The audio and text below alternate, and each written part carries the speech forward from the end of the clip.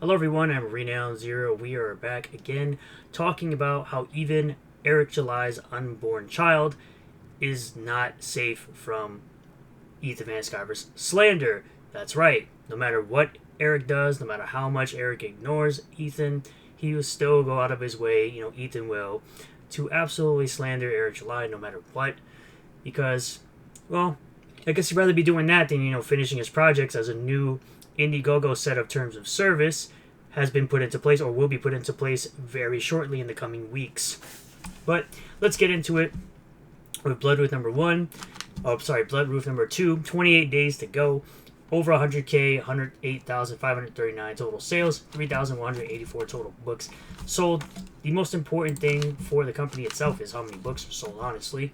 But it's funny how there are certain losers who haven't put out their second book because, they'd rather be, pocket watching another company or doing anything else but putting out their second book, basically calling this a flop even though their prices are cheaper and there are less products to buy.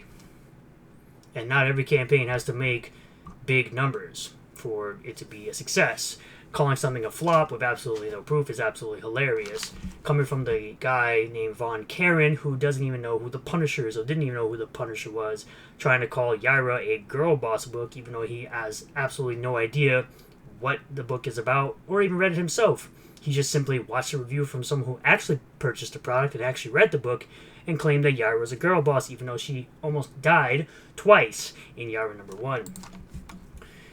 But thank you to Juggalo Jer. Shout out to Juggalo Jer over here, who says, Ethan Van Sciver can't help himself letting a grown man live rent-free in that liberal brain of yours. Absolute scum.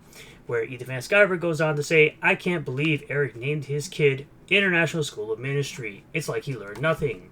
Well, I mean, it's like you learn nothing, but talking crap about someone every single day. You have, 200 episodes of Trash Cast because you're an absolute loser. Who really thought you were going to sit there and, steal Yellow Flash's audience, even though you didn't?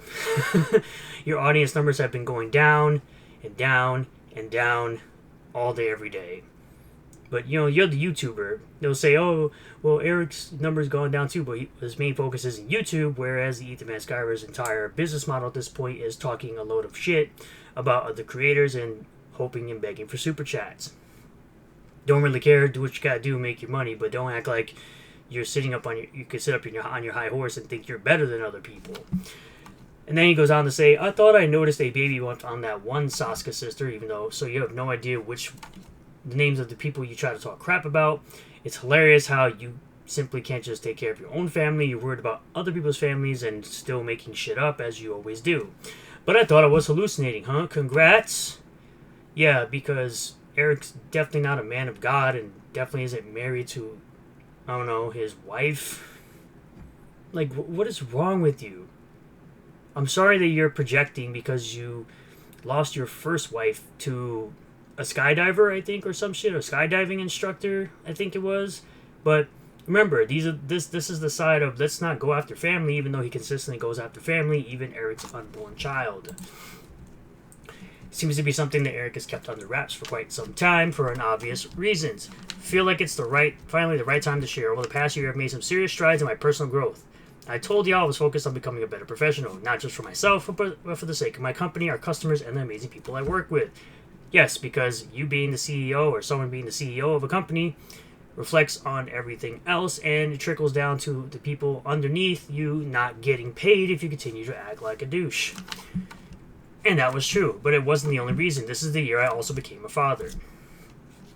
And though I can't speak for everyone, I'll say this, nothing prepared me for the wave that hit me when it happened. From that moment forward, everything changed. My calling became clear. I saw without a doubt the kind of man my wife and child needed me to be. It brought me peace, it brought me clarity, and it brought me to my knees in gratitude. I want to do everything I can to live a life that honors the Lord, to be the best man I can be for my wife and children. This blessing forced me to rethink everything from my online presence to how I run the Rippaverse to how I carry myself daily. Without the Lord, a man will look at his beautiful, precious baby and still proceed through life irresponsibly and without focus. The fake Christian that certain fat, overweight, out-of-shape New Jerseyans claim to be. And I'll be honest, after experiencing this as a deep frustration I now carry for men who could look into the eyes of their own child and still choose selfishness and chaos. That is cowardice. I'd be lying if I said this didn't change me. It did, and it's for the better. To every supporter from all walks of life, thank you. You've helped me provide for this growing family. I don't take that lightly. From Psalm 128, verse 3 to 4. Thy wife shall be as a fruitful vine by the sides of thine house, thy children like olive plants round about thy table. Behold, that thus shall the man be blessed that feareth the Lord. Also consider checking out the verse, diapers ain't cheap. That shit's funny. I'm not gonna lie, that last part's hilarious.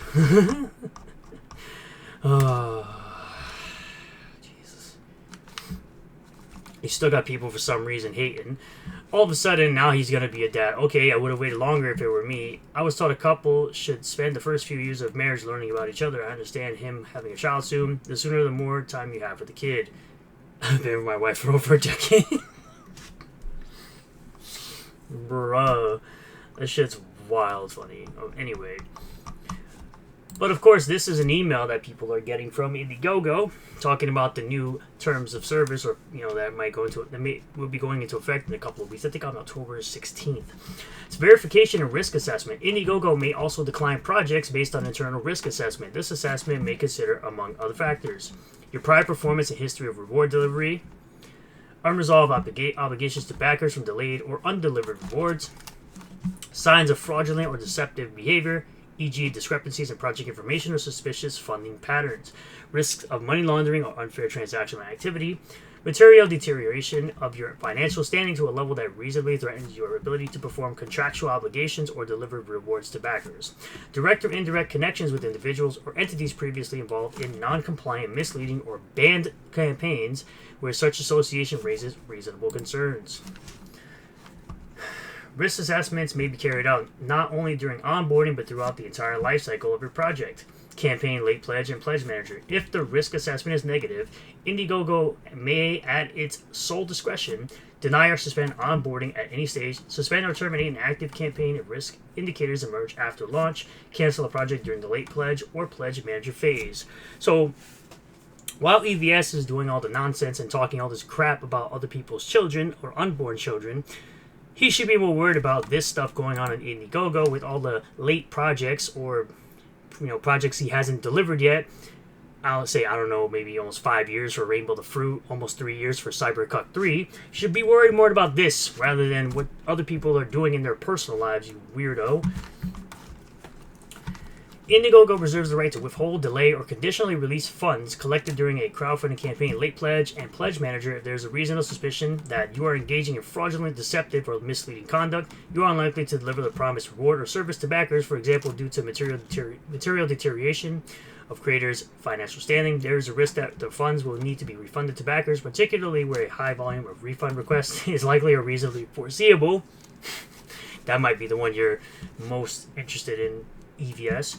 There's a reasonable suspicion that the funds are subject to investigation, seizure, inclusion in bankruptcy estate, insolvency proceedings, restructuring proceedings, or any similar legal process, or that you are at risk of insolvency or bankruptcy, which may result in the funds being subject to such proceedings, or the inability to deliver products or services to backers. You violate Indiegogo's terms of use, these guidelines, or applicable laws.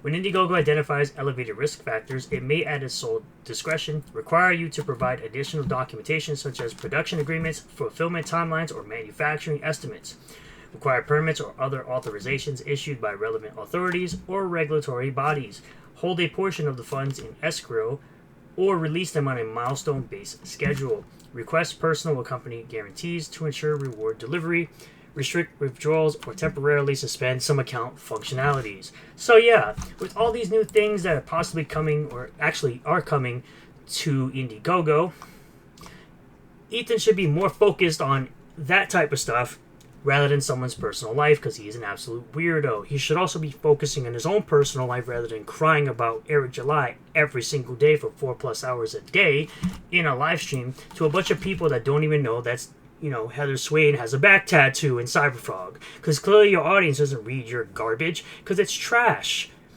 All your writing and all your books are trash. And that's why nobody knew that, because nobody cared to open or crack open the books that you sold to them.